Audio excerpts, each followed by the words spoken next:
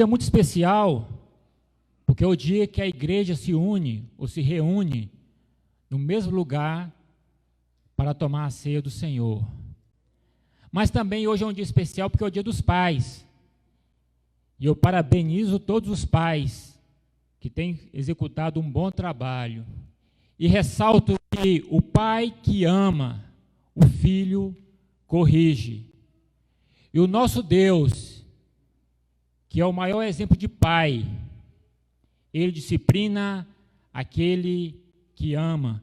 Por isso, abra Hebreus capítulo 12, verso de 4 a 6. Hebreus capítulo 12, verso de 4 a 6. Assim está escrito: na luta contra o pecado, vocês ainda não resistiram até o ponto de derramar o próprio sangue. Vocês se esqueceram das palavras de ânimo que lhe foi dita como filhos. Meu filho, não despreze a disciplina do Senhor, nem se magoe com a sua repreensão. Pois o Senhor disciplina a quem ama e castiga todos aqueles a quem aceita como filhos. Eu vou aproveitar esse dia, em especial o Dia dos Pais, para trazer uma mensagem que eu acredito que seja uma mensagem necessária para a igreja. Por isso, irmãos, prestem atenção, anote todas as passagens que eu vou estar falando aqui, porque hoje vocês não vão receber apenas leite espiritual, vocês vão ser alimentados com algo muito mais sólido do que apenas leite. Mas agora, feche seus olhos e não seu coração e vamos orar. Senhor Deus, muito obrigado, ó Pai, pela sua bondade, pelo seu amor. Muito obrigado, ó Pai, pela sua palavra, que nos orienta e nos corrige, ó Pai, e nos mostra qual é a vontade do Senhor para as nossas vidas. Pedimos, ó Pai, que realmente o Senhor possa fazer diferença em nossas vidas, diferença a ponto de termos nossas vidas transformadas pelo poder do seu Espírito e por intermédio da sua palavra.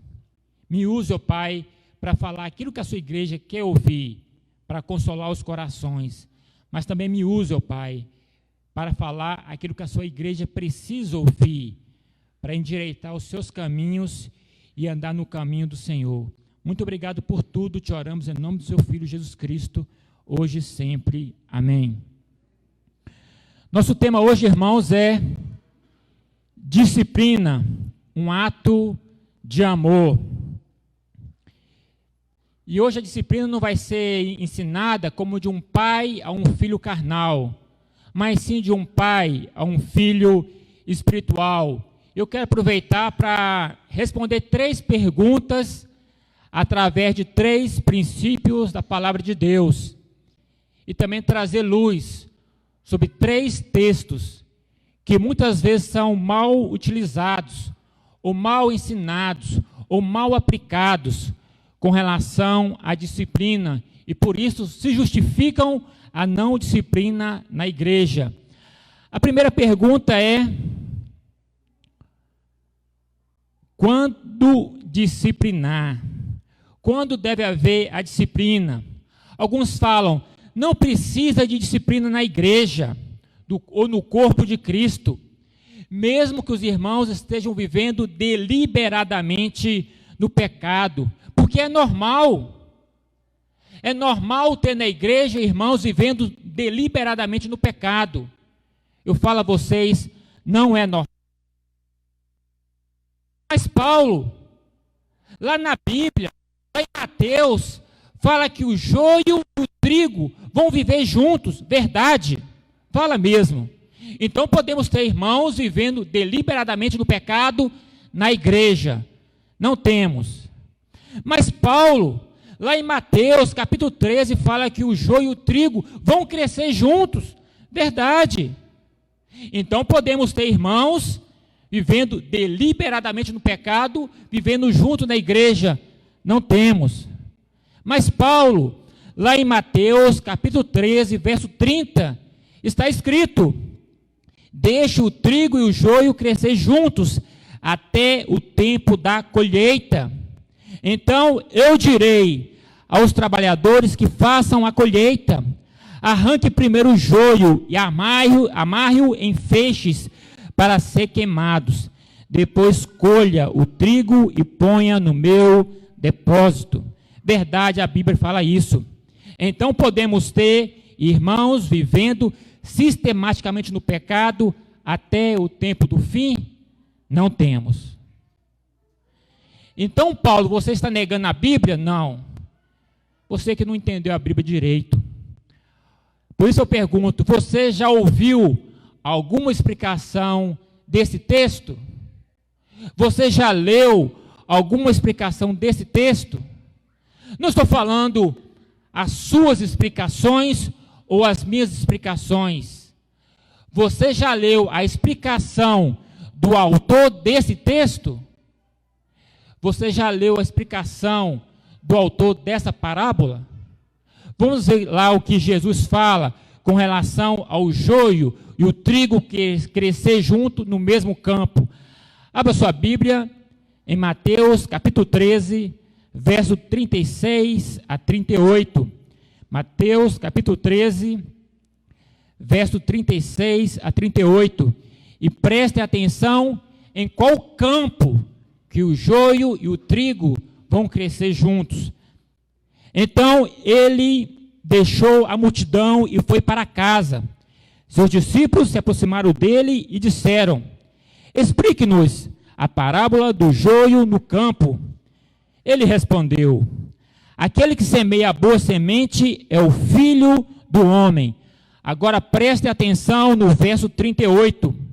O campo é o mundo, e a boa semente são os filhos do reino, e o joio são os filhos do maligno. O campo é aonde, irmãos? É a igreja? Não. O campo é o mundo. Jesus jamais falou que o campo onde o joio e o trigo crescem juntos é a igreja. Por isso não temos que ter joio no meio da igreja, porque Jesus jamais falou que o joio deve ser aceito na igreja junto com o trigo. Porque o campo onde vai crescer joio e trigo juntos até o tempo do fim é o mundo, conforme verso 38. Então, amados, a igreja não tem que ter irmãos vivendo deliberadamente no pecado no meio deles. E o mau entendimento desse texto, que trigo e joio devem crescer juntos, está provocando problemas no corpo de Cristo. Pessoas que usam desse texto para justificar os seus pecados sistêmicos, os seus pecados profundos, os seus pecados de estimação. Não temos que aceitar joio no meio da igreja, porque essa é a palavra de Deus.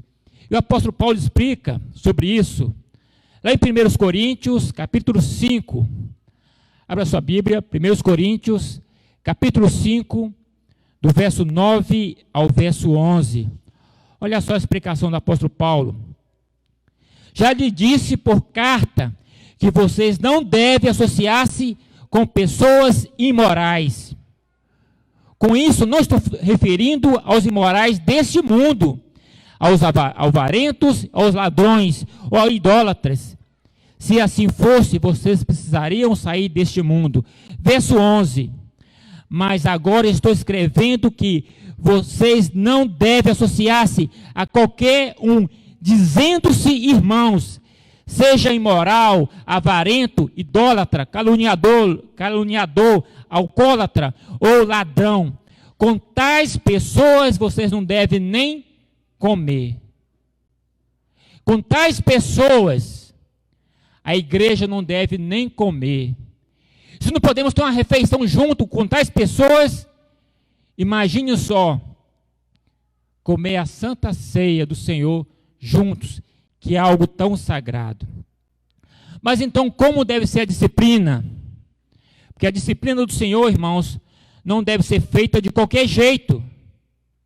tem que ser feita do jeito de Deus, tem que ser feita conforme a orientação de Deus. E por isso eu quero trazer outro texto que muitas pessoas usam errado, que é Mateus capítulo 18, verso 20, que está escrito: porque onde estiver 2 ou 3 reunidos em meu nome, ali então eu estou no meio deles. Esse versículo, muitos tiram do contexto. E por isso entendem mal o texto. Por isso aplicam mal o texto. Por isso ensinam mal o texto. O que significa esses 2 ou 3 em meu nome? Alguns acham, eu já ouvi falar isso muitas vezes, se 2 ou 3 estiver louvando a Deus, ali Deus se faz presente. Se 2 ou 3 estiver pregando a palavra de Deus, ali Deus se faz presente. Se 2 ou 3 estiver orando, ali Deus se faz presente. Mas onde na Bíblia fala que tem que ter 2 ou 3 para Deus se fazer presente? Onde está escrito isso? Que precisa de 2 ou 3 para Deus te ouvir, para Deus te ver ou para Deus te fazer presente? Muito pelo contrário. Jesus no Sermão do Monte falou: mas quando orar, vá para o seu quarto, feche a porta e ore ao seu pai, que está em segredo. Então seu pai, que vê no segredo, o recompensará. Então, irmãos, você mesmo sozinho, mesmo dentro do seu quarto, com a porta trancada, orando em pensamento, Deus se faz presente. Deus lhe ouve, Deus lhe vê, e Deus vai lhe recompensar conforme o querer dele, não o seu querer. Então esse texto aqui não está falando que só quando 2 ou 3 estiver presente ou juntos que Deus se faz presente. Esse texto não está falando que só quando tiver 2 ou 3 em comunhão é que Deus se faz presente. Esse texto não está falando só quando tiver 2 ou 3 em adoração é que Deus se faz presente. Porque esse texto não tem nada a ver com adoração. Esse texto está falando sobre reconhecer o pecado, está falando sobre chamar ao arrependimento, está falando de exclusão. O verso 20 é a conclusão de um assunto que o próprio Senhor Jesus começou no verso 15. Por isso, abra sua Bíblia em Mateus capítulo 18, a partir do verso 15. Mas antes eu quero dar um recadinho aí, como pai, às crianças. Crianças, qualquer coisa diferente que vocês notem, vão direto para o papai e para a mamãe. E fale com ele ou com eles aquilo que está lhe acontecendo. Qualquer coisa diferente, corra direto para o papai e para a mamãe. E fale com eles.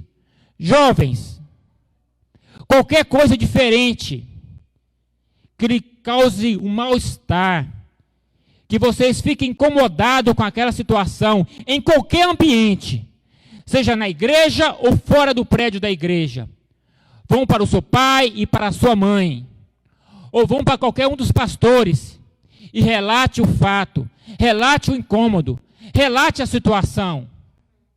Agora eu vou subir o nível, agora é para os adultos. Verso 15. Ora, se o teu irmão pecar, vai e repreenda-o entre ti e ele só. Se te ouvir, terá ganho o teu irmão. Então, irmão, se você sabe de um pecado de algum irmão, o que você deve fazer? Colocar no WhatsApp, espalhar o pecado do irmão?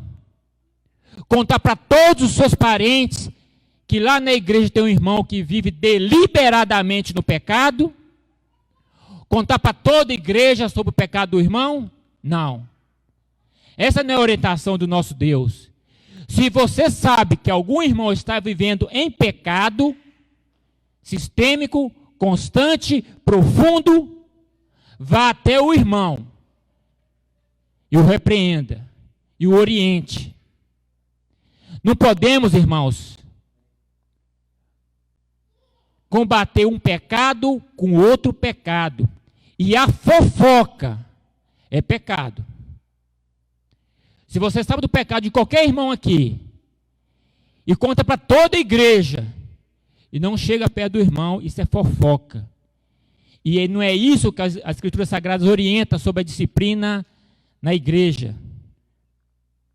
Por isso devemos prestar atenção em outro verso das Escrituras Sagradas que diz: irmãos, se algum for surpreendido em alguma falta, você que são espirituais, restaure essa pessoa com espírito de brandura.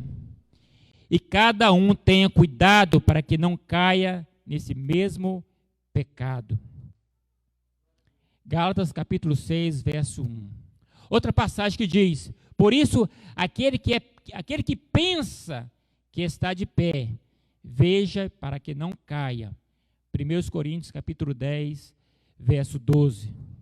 Então, irmãos, temos sim que chamar o irmão ao arrependimento, mas não com o nariz empinado, não zombando do irmão que está em pecado, não humilhando o irmão que está em pecado, porque não é isso que as Escrituras Sagradas dizem. Isso nunca nem esteve nem perto da vontade de Deus. Por isso que, se você sabe de algum pecado de qualquer irmão, chegue até ele e o oriente. E se ele te ouvir, você ganhou, irmão. Mas se ele não te ouvir, aí o verso 16, mas se não te ouvir, leva ainda contigo 2 ou 3, para que pela boca de 2 ou 3 pessoas, começaram a entender os 2 ou 3 aqui? Que quando 2 ou 3 estiverem reunidos em nome de Deus, ele se faz presente? Então, verso 16, pois para que pela boca de 2 ou 3 testemunhas, toda palavra seja confirmada. Então, se o irmão não quis te ouvir, leve consigo mais 1 ou 2 pessoas, que daria 2 ou 3 pessoas. Aí vem o verso 17. Se recusar ouvi-los, dize-o à igreja, e se também recusar ouvir a igreja, considere-o como gentil e publicano. Considere-o como gentil e publicano. O que é o gentil? Alguém fora da aliança. O que é um publicano? Um traidor. Então, se alguém não quis ouvir você, não quis ouvir 2 ou 3 pessoas, não quis ouvir toda a igreja, considere-o como publicano e como gentil. Agora preste atenção, irmãos. Porque não adianta você lá fora, alguém te perguntar: ô Paulo, irmão, a mensagem foi boa? Foi sim. E o que você entendeu? Ah, irmão, o irmão falou em mistério, não entendi nada. Então não adianta nada, irmão. Então preste atenção, para que você possa entender a mensagem e guardar a mensagem. Preste atenção para que você possa entender a mensagem e ensinar a mensagem. Preste atenção para que você possa entender a mensagem e também aplicar a mensagem. Se você sabe de um pecado de qualquer irmão, o que você deve fazer? Ir até aquele irmão, você e ele sozinho. E se ele lhe ouvir, você ganhou, irmão. Se ele recusar ouvir você, leve consigo, e nessa nova reunião, com 2 ou 3 pessoas, novamente o advirta. E se ele insistir em não querer ouvir vocês, então, conte para toda a igreja e essa pessoa será excluída. Mas pastor, Deus é amor. Verdade, Deus é amor. Mas o pai que ama, corrige o seu filho. O pai que ama, disciplina o seu filho. E a coisa mais importante para um pai não é ver seu filho formado. A coisa mais importante para um pai não é ver seu filho bem-sucedido financeiramente. A coisa mais importante para um pai é ver seu filho na eternidade. Repito, a coisa mais importante para um pai é ver o seu filho na eternidade. Por isso, o pai que ama, corrige. E se Deus tem nos corrigido, é porque Ele nos ama. É porque Ele não perdeu a esperança em nós. Porque se estamos ouvindo a palavra de Deus, se estamos sentindo a disciplina de Deus, é porque Ele ainda nos ama. Então, irmãos, não fique reprimido, não fique triste, não fique magoado quando você sentir a disciplina do Senhor. Porque se você está ouvindo, é porque Ele lhe ama e não desistiu de você. Mas Paulo, aquele meu vizinho lá, faz tanta coisa errada e não acontece nada. Eu mal piso fora da faixa e já sou corrigido. Graças a Deus. Se você está sendo corrigido, é porque Deus não desistiu de você. Então, glória a Deus que Ele nos ama. E por isso que Jesus falou nesse mesmo texto aqui, de capítulo 18.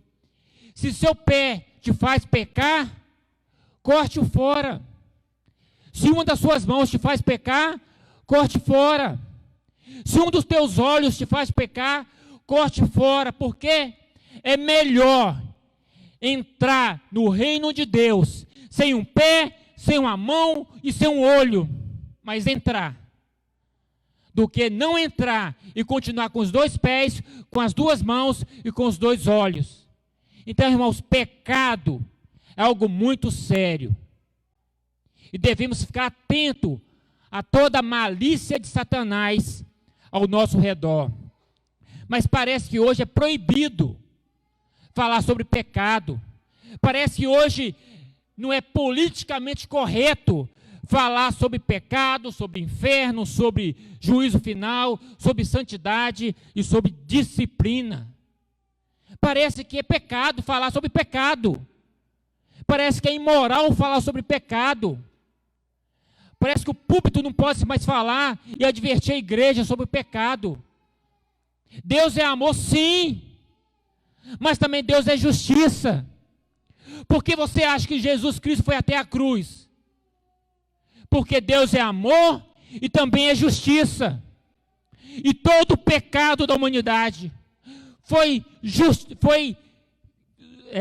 julgado e condenado na morte de Jesus Cristo. Por isso que os pastores dessa congregação, por isso que o presbitério dessa congregação tem que aplicar Mateus capítulo 18. Eu não estou falando para visitantes, eu estou falando para membros. Se há membros na igreja adúlteros, exclusão. Se há membro na igreja homossexual, exclusão. Se há membro na igreja rebelde contra a palavra de Deus, exclusão. E se existe demanda que vão além da disciplina e da exclusão, uma vez essa pessoa, esse membro cortado do corpo, ele pode ser levado à justiça. Mas a primeira atitude da igreja não é buscar a justiça, não é buscar um advogado que nada tem a ver com a palavra de Deus, não é buscar um tribunal pagão que nada tem a ver com a palavra de Deus. A primeira atitude da igreja não é buscar um juiz que nada tem a ver com Deus e com seus preceitos. E você pode ver esse princípio lá em 1 Coríntios, capítulo 6. Mas depois da exclusão, essa pessoa não faz mais parte do corpo de Cristo. E se algum irmão, por algum motivo, quiser levar essa pessoa à justiça, ela está liberada. Porque se há na igreja ladrão, exclusão e justiça. Se há na igreja agressores de mulheres, exclusão e polícia. Se há na igreja abusadores de crianças e de jovens, exclusão e cadeia. É isso que a palavra de Deus nos orienta, irmãos. Não temos que ter joio dentro da igreja. Não temos que ter pessoas deliberadamente, sistematicamente, aprofundadas no pecado e não querendo se arrepender. Deus jamais falou que temos que ter no nosso meio membros rebeldes contra a sua palavra. Então, irmãos, vamos para o verso 18 de Mateus, capítulo 18. E aqui eu chamo a atenção dos irmãos, porque algumas versões, infelizmente, traduziram mal esse texto. Eu coloquei aqui duas versões. Almeida, Revista e Corrigida, está escrito: em verdade vos digo, que tudo que ligardes na terra será ligado no céu, e tudo que desligares na terra será desligado no céu. Esse será aqui dá a entender que o homem que é o autor do ligamento e do desligamento de alguém no céu. Ou seja, Deus depende da ação do homem para fazer alguma coisa lá no céu. A segunda versão, nova versão internacional, está escrito: digo-lhes a verdade, tudo que você ligares na terra terá sido ligado no céu. Tudo que vocês desligarem na terra terá sido desligado no céu. Agora sim, essa versão aqui dá a entender que o homem deve cumprir a vontade de Deus de algo que já foi feito lá no céu. Deus não depende da sua ação ou da minha ação para fazer algo lá na eternidade ou lá no céu. Eu trouxe dois textos aqui rapidinho no grego, uma tradução minha. Aí tem alguns verbos. Esse verbo onde está escrito terá embaixo, no original é estai. Está no tempo futuro do indicativo médio da terceira pessoa do singular. Então, a melhor tradução seria terá. O segundo verbo aí, do primeiro quadradinho, é dedemena. O tempo verbal dele é o tempo perfeito, médio, passivo, neutro. Que a melhor tradução seria sido ligado. O tempo perfeito, o que é? É algo que aconteceu no passado e que a sua ação continua até o futuro. Ou seja, quando nós desligarmos alguém aqui na terra, ou quando ligarmos alguém aqui na terra, já terá acontecido no passado e essa ação continua até o futuro. Deus não depende de você ligar ou desligar alguém aqui na terra. Por isso que a melhor tradução seria a versão, nova versão internacional. E não é só essa versão que está escrito desse jeito não, tá, irmãos?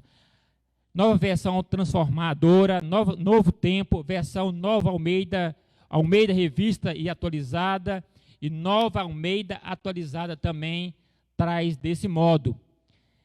Terá sido ligado ou terá sido desligado. A ação é feita lá no céu. E nós, como servos de Deus, e nós, como obedientes a Deus, também fazemos aqui na terra.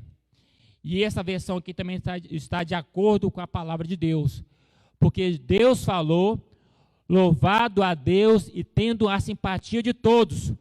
E o Senhor lhes acrescentava, quem acrescentava aqui? Era o Senhor. E o Senhor lhes acrescentava todos os dias os que iam sendo salvos. Atos capítulo 2, verso 47. Então é o Senhor, Deus, que acrescentava à igreja. Então, quando tiramos o nome de alguém aqui, ou quando acrescentamos o nome de alguém aqui, na verdade já foi feito no céu muito antes. Depois temos o verso 19 e o verso 20, como que já lemos, né, que é a conclusão que está escrito: pois onde se reunir 2 ou 3 em meu nome, ali eu estou no meio deles. Ou seja, está no meio deles para quê? Para se cumprir aquilo que se iniciou no verso 15. Então, aqueles 2 ou 3 ali, não é para adorar, não. Ou seja, no sentido de culto de adoração. É para se cumprir aquilo que Jesus nos ensinou a partir do verso 15. Agora, a terceira pergunta: por que disciplinar? E mais um verso aqui que muitas vezes é mal entendido, porque é usada apenas parte do verso, que é 1 João capítulo 2, verso 1, que está escrito: se todavia alguém pecar, temos advogado justo junto ao Pai, Jesus Cristo. Alguns entendem esse verso dizendo assim: podemos pecar à vontade, podemos fazer o que queremos, que não tem problema nenhum. Só que todo o verso não é isso. Olha só o início do verso. Verso 1 de 1 João, capítulo 2. Meus filhinhos, escrevo-vos estas coisas. Quais coisas? O capítulo 1 inteiro. Então depois você leia o capítulo 1 aí. Escrevo essas coisas para que vocês não pequem. Escrevo essas coisas. Com qual objetivo? Com qual propósito? Com qual alvo? Não pecar. Escrevo essas coisas aqui para que vocês não pequem. Esse é o propósito. Então, qual que é o propósito da disciplina? Por que da disciplina? Para que não pequemos. E podemos ver 3 objetivos na disciplina. O primeiro é para não manchar o nome de Deus. Em 1 Coríntios, capítulo 5, do verso 1 ao verso 13, você pode deixar sua Bíblia aberta aí, que vamos estar pegando alguns versículos aqui. Mas o primeiro princípio aqui, porque da disciplina, é para que não manche o nome de Deus. No verso 1 de 1 Coríntios, capítulo 5, está escrito: por toda parte se ouve que há imoralidade entre vocês, imoralidade que não ocorre nem entre os pagãos, a ponto de algum de vocês, possuir a mulher do seu próprio pai. Nem entre os de fora da igreja havia tal pecado. Ou seja, os irmãos de Corinto estavam manchando o nome de Deus. Devemos lembrar, irmãos, que nós somos a identidade de Deus para o mundo. Nós somos a testemunha pública de Deus para o mundo. Paulo falou certa vez: fui crucificado com Cristo, assim já não sou eu mais que vive, mas Cristo que vive em mim. Gálatas 2, verso 20. Segundo objetivo da disciplina é proteger o rebanho do Senhor. No capítulo 5, no verso 6, está escrito, no verso 6 está escrito: o orgulho de vocês não é bom. Vocês não sabem que um pouco de fermento faz toda a massa fermentar?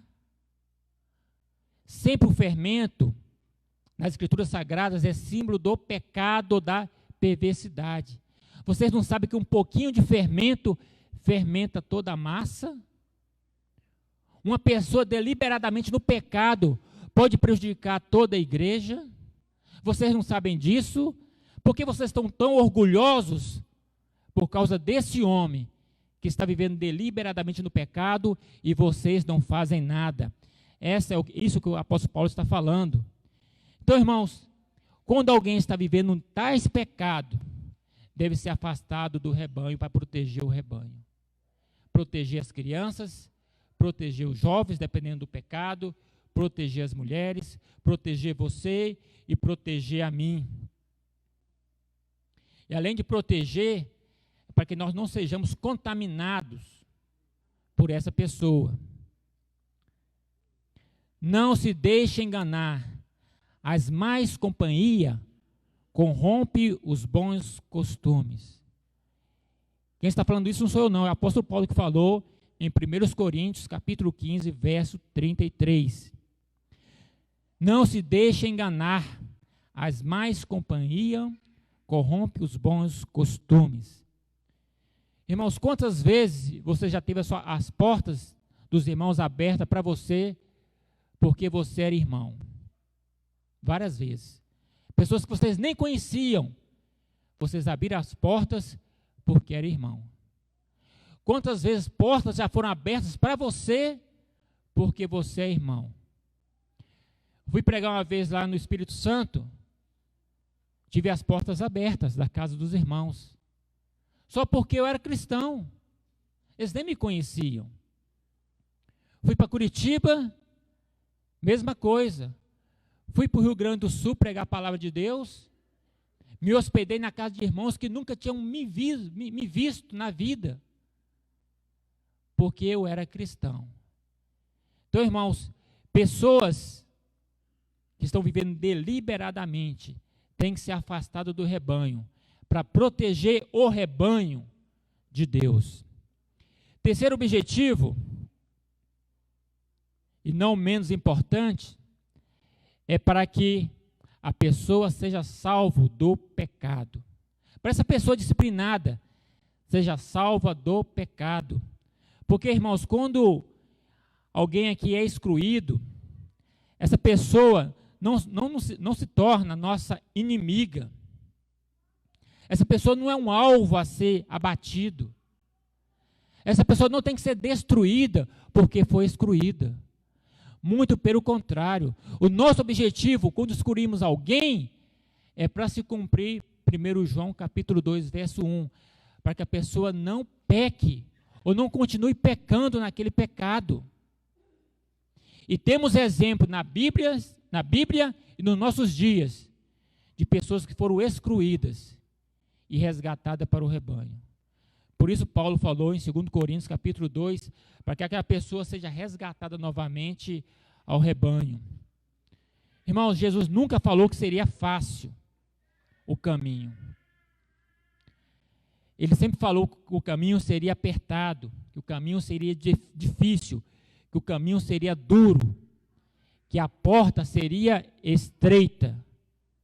Mas nunca esqueça, a porta é estreita, mas ela continua aberta. Então, quando alguém é excluído, ele não se torna um alvo a ser abatido. Ele não se torna um inimigo da gente. Se torna alguém que deve ser aconselhado. Deve ser lembrado que o lugar dele não é o mundo. Que o destino dele não tem que ser o inferno. Por todos nós. E se houver arrependimento, se houver mudança de vida, ele novamente é acrescentado à igreja do Senhor, arrependido. Porque não há espaço na igreja do Senhor para vingança. Se houve arrependimento, ele deve ser novamente incluído no corpo de Cristo. Feche seus olhos.